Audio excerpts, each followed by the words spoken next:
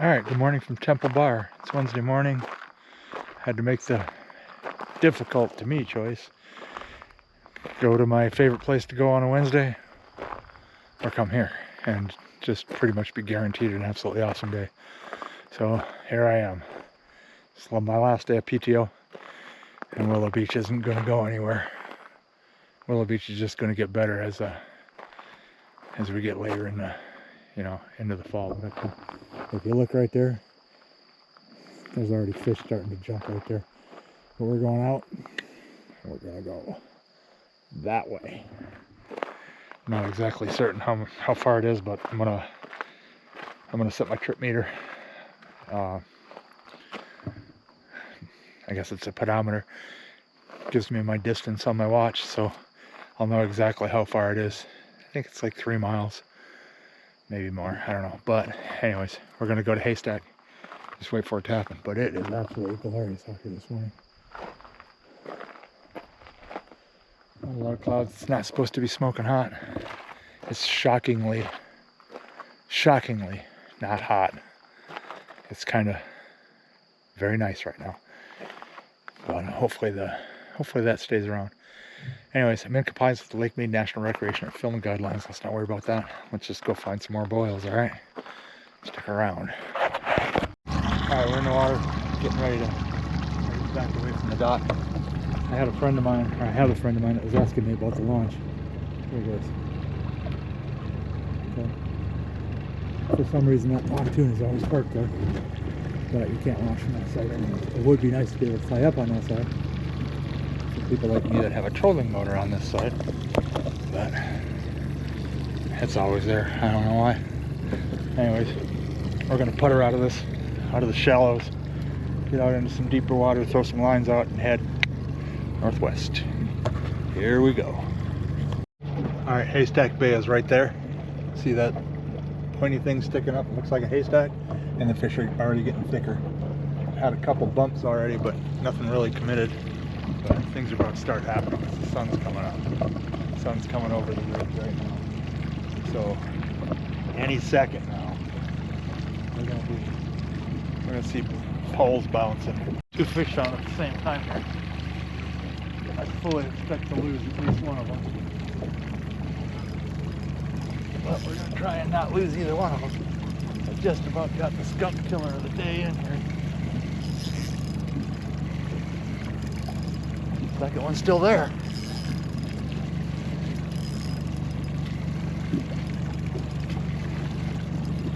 First one took the impact flash, the second one took the Yozuri.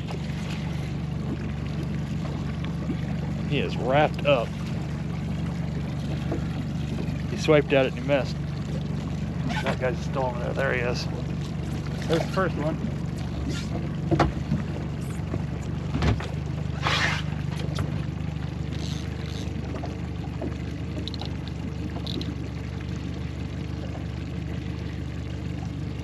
I can't believe I'm not going to lose either one of these fish. That's just amazing to me.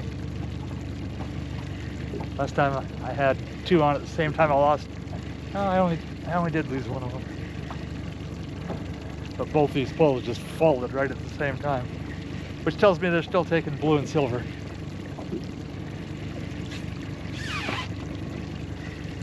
There's quite a few of them down around the fish finder. And we're almost to Haystack Bay. It's right around this point. Come on. Just want to take your picture. This might be a nice fish.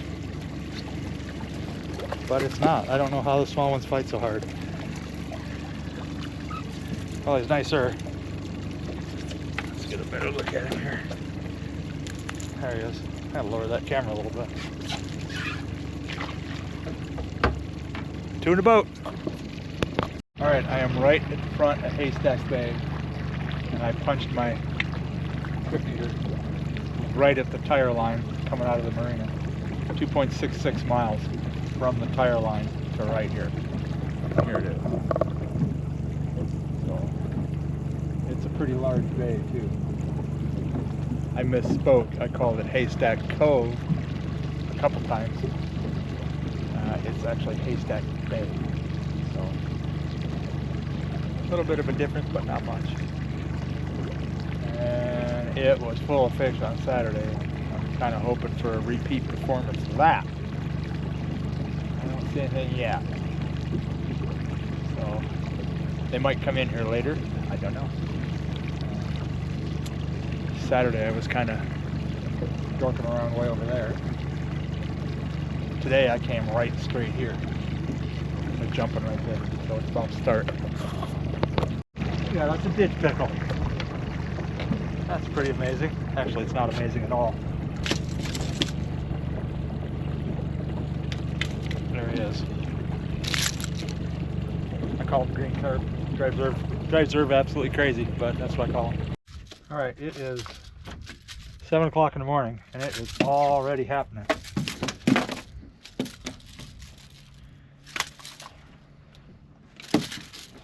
So I'll show you this guy in a minute. All right, there's that one. Now, he gone. All around the,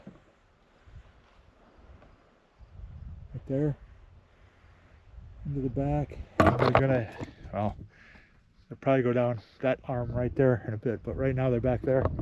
They're kind of like all around the edges of it. See, there's some not so horrible ones in here. That's a good sized fish. But he gone. And they're, like I said, they're right in here, right on this ledge. So they're gonna, I'm gonna be here for a while. They're just gonna be looping and looping and going round and round for hours. There's number like a lot. And he gone. But they literally are all around me. I don't know what direction to cast in. Let's go that way. Let's see if I can't hook one on camera. I'm gonna say I probably, there he is.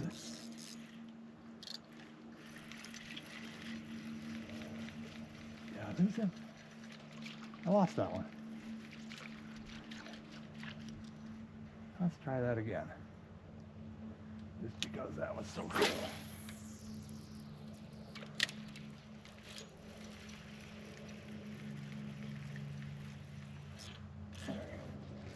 Why do you keep shaking the hook? All right, now it's getting personal. I just lost 2 fish.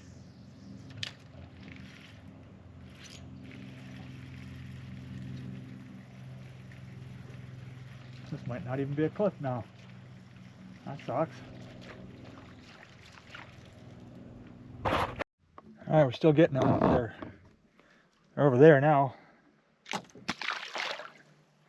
I've lost a few fish this morning, and I really don't know why. I'm thinking it's because there's smaller ones in here, and they have a harder time. I just call that a filter. Harder time getting the bait in their face than the bigger ones do. But we're still getting quite a few.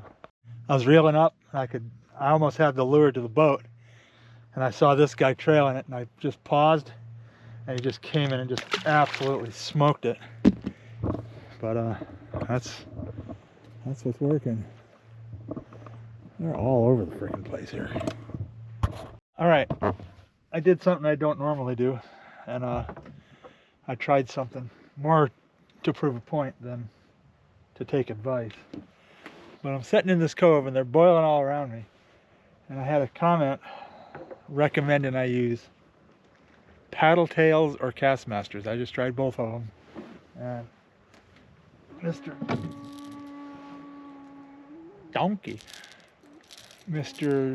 Monster Bass Sexy Shad blows them all away. So there you go. I tried it. I had a couple bites on the paddle tail. I wouldn't even call it a bite. I had a bump on a Castmaster. So that's no bueno for me. That was a waste of time. All right, they're getting, some of these are really small, but a lot of fun. On another note, he gone. We got 3 burrows right here. Right there. The baby's looking right at me. So, yeah. Animals love me. Still getting them. And I'll tell you, if my wife was with me, she'd be trying to figure out how to put that little dude in the truck. As he's cute. Yes, you are. If we lived 1 block east of where we do, we could have a donkey. And we live, you know, we live in horse country. And my camera is now tangled up with my lure. Awesome. So they're doing kind of what they did Saturday, because like I said, I didn't get into this cove until 10 o'clock, but they were in the cove and now they're out of the cove, heading out for deeper water. So I'm going to run out here. I'm just taking a little bit of a break from casting and dragging 2 lines. I go right through the middle of this, see if I can't pick something up. I'm pretty sure I will.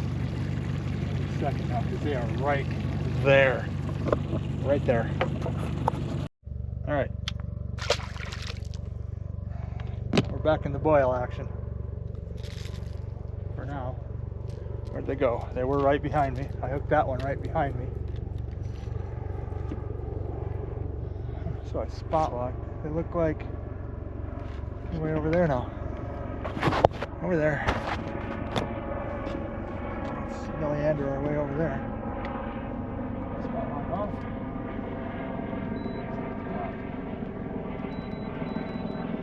There we go. Run them down. So if you can be patient and pick through the little tiny things, there's some alright fish out here. You know. I put them back for you. There you go. See what I do for you guys? There's another one. The boil's back in this cove now. He gone. They're just constantly on the move. They run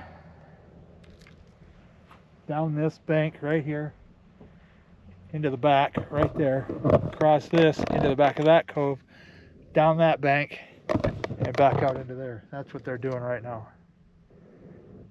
And I think that's what they were doing the other day. I just happened into it when they were on their way back into the cove and not out of the cove. So, man, we are catching some fish today. Here's another one. I'm only filming like every 5th or 6th fish, because when it happens like right now, one after another. But I'm having to chase them all over the place. I haven't settled into it, you know, the cove like they did on Saturday just yet.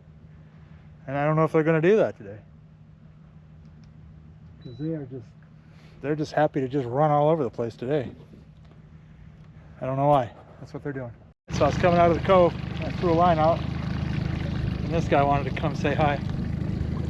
Not very big, but he gone. I have no idea how many fish I'm caught today, but I'm still catching them. Just not as thick as it was. So I just put the impact slash out on the other side too. So there goes the Ozuri again.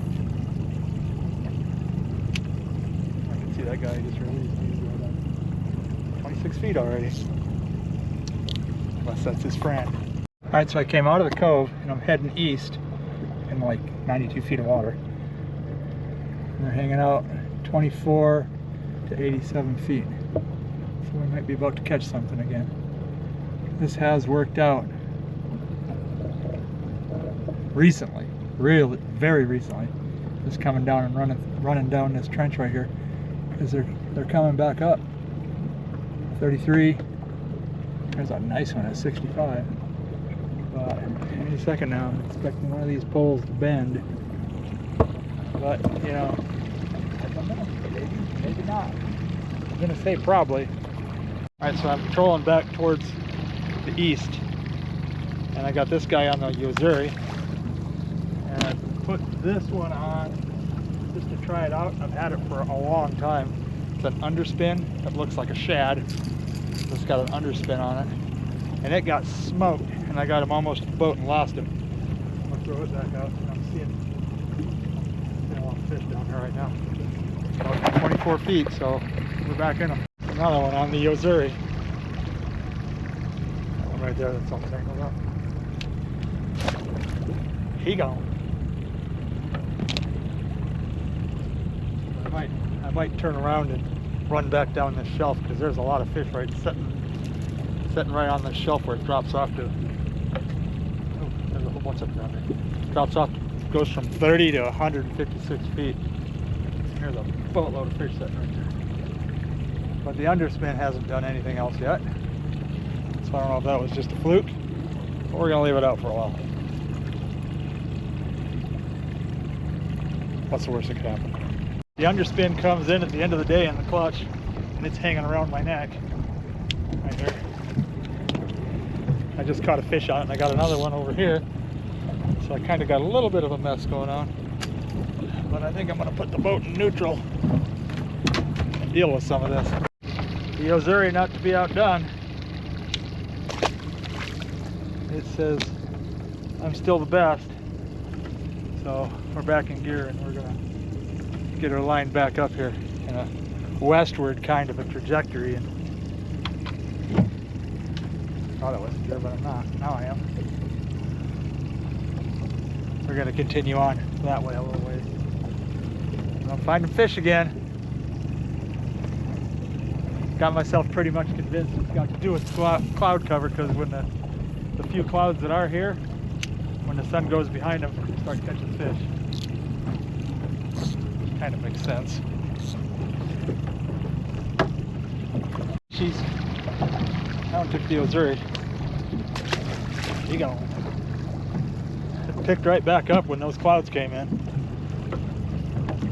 I keep coming and going behind the clouds, and I keep catching fish. So I'm going to stay out here for a little while longer than I wanted to. But it's my last day off, so you know. That's what I do. Definitely Yozuri for the win today. Here you go. The impact slash was doing all right, but I think that the underspin is doing better than it was. I was going to turn around, which I may here in a couple minutes, but I was reeling the underspin up to turn around, and this pole started screaming. So I'm trying to go a little bit further this way. Up 40 feet of water. So we're still going. Alright, we're going to make one more run down this shelf right here in front of Delmar Butte. And then we're going to finish the dock. Because do that. It is still monsoon season. It's coming right at me, and the wind's picking up. So in the interest of not getting caught in a monsoon, I'm going to get off the water. I mean, that's still a ways away. It's probably 40 miles away from me. So, it's coming. And I'm not going to get caught in it. So, but we're probably going to get some more fish here directly. As I'm heading back where I just got like probably 10 fish right out of this trough right here. So we're still going. I was cruising along. Just all happy to be out fishing on my last day off. My underspin just got smoked, and I got it right to the back of the boat, and it threw the hook, and it just wrapped up everything. I cut the line.